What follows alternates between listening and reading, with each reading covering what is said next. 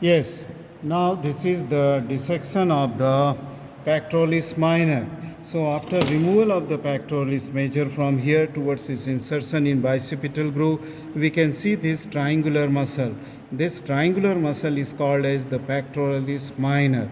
Now the origin of this pectoralis minor is from the ribs, very close to the costochondral junction. You can see that this is the second rib, this is the third rib, and this is the fourth rib.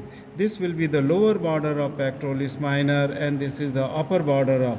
Thus, it is a triangular muscle, which, if you see here, you can see here the tendon of this triangular muscle, pectoralis minor, and this is going to the coracoid process. If I put the scapula here, you can realize this. This is the scapula of this side, right side, and you can see that this triangular muscle is going to get attachment onto that of the coracoid process. So this is that pectoralis minor. In some of the books, you will also see that the origin is not from second but third, fourth, and the fifth costal or the ribs. Okay, the origin is there. Insertion is there onto the coracoid process. Where I am putting my finger, this I can feel is the coracoid process, and you can see also this glistening tendon of the pectoralis minor getting attachment onto the onto the coracoid process. Now this is the pectoralis minor. The nerve supply will be same lateral and the medial pectoral nerve. You can see the nerve going here. These are the lateral and medial pectoral along with the artery. It is going to supply here to the pectoralis minor, and then the same nerve will go to the, that is the lateral and medial pectoral nerve, to the pectoralis minor muscle. Okay, so this is the pectoralis minor muscle. Origin, insertion, nerve supply is here. Now just at the upper border of the pectoralis minor, you can see that there is a fascia, and you can see this fascia. I have just cleaned it here. This part is the manubrium sterni, and then you can see this is the sternoclavicular joint where the clavicle is present, and then this part is the angle, sternal angle, where the second costal cartilage is articulating. That means this part is the first intercostal space here. This is the second intercostal space is here. This, that is, here is the second, and this is the first. Now this is the costal cartilage of the first rib, this part. This is costal cartilage, and this is the costochondral junction, and this is the first rib. Now from the upper surface of the first rib, you can see that this tendon is taking origin, and this is the tendon which will be going and forming a cylindrical muscle here, which will fan out, and this muscle is going here and will gain attachment onto the undersurface of the clavicle. If I put the clavicle here, you can realize that coming from the first part of the, from the upper surface of the first rib, this tendon will go and will insert here into this subclavius groove on the undersurface of the clavicle. Thus this muscle is the subclavius muscle. Okay, subclavius muscle. This is a muscle which is placed just under the clavicle from that of the first rib. Okay, upper surface of the first rib near its costal cartilage. Now what you will see here, that if you trace this space, that is one which is here between the tendon of the subclavius muscle and that of the undersurface of the clavicle. You can see this muscle also, the subclavius muscle. This is covered by a fascia. You can see this white glistening membrane. This is the clavipectoral fascia, which is starting here. It is from the upper border, it is going on to the undersurface of the clavicle. So this is whole thing is the the clavipectoral fascia.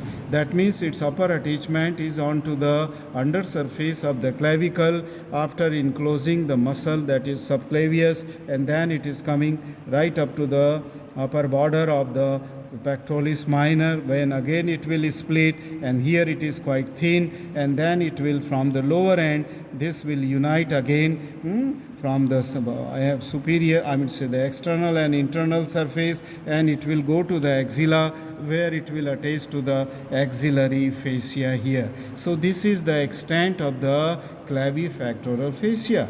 If we see the extent of this glistening membrane, which is the clavipectoral fascia, what we will see that this clavipectoral fascia medially it is extending up to the first rib and the first costal cartilage, where we can see there is a strong ligament is attached, where I am putting the tip of my forceps is the strong this creamish color ligament is there, and that is called as the costoclavicular ligament. So medially from costoclavicular ligament, this is extending the clavipectoral fascia, and laterally this will go up to that of the coracoid process. Just let me show you the coracoid process.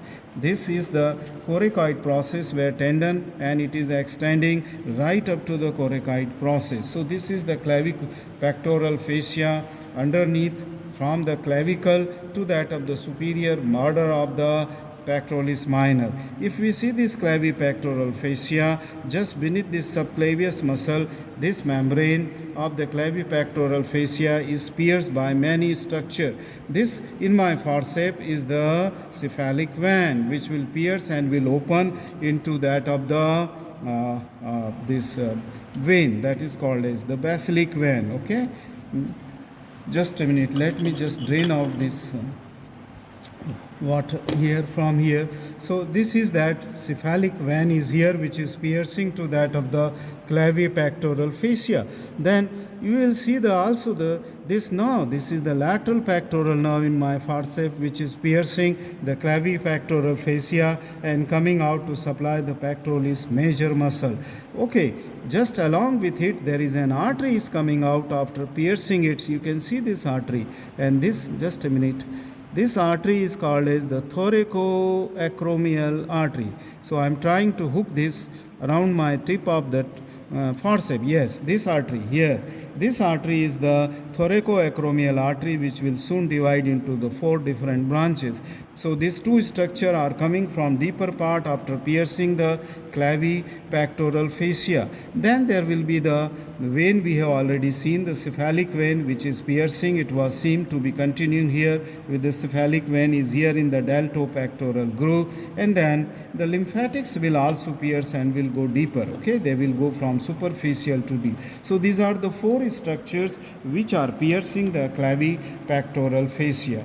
This completes the dissection of the pectoralis minor, the subclavius muscle, the clavipectoral fascia, and the structures which are piercing to that of the clavipectoral fascia. Thank you very much for watching this video.